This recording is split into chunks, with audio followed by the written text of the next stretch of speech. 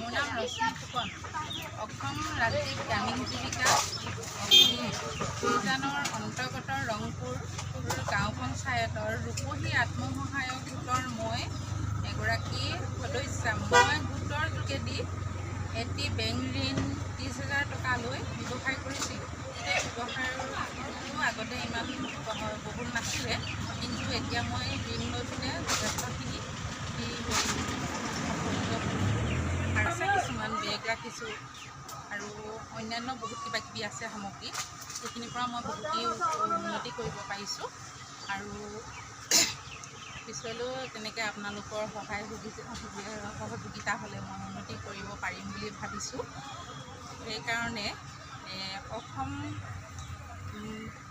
ৰাজ্যিক গ্ৰামীণ জীৱিকা অভিযানৰ অন্তৰ্গত সমূহ কৰ্মকৰ্তালৈ মোৰ ফালৰ পৰা বিশেষ ধন্যবাদ জনাওঁ।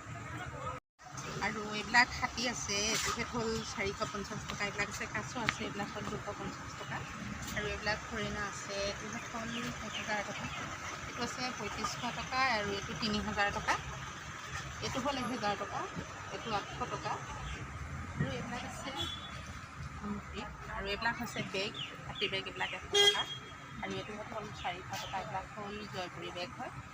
এইবিলাকেই আছে মোৰ দোকানত, এইবিলাকেই ব্যৱসায়।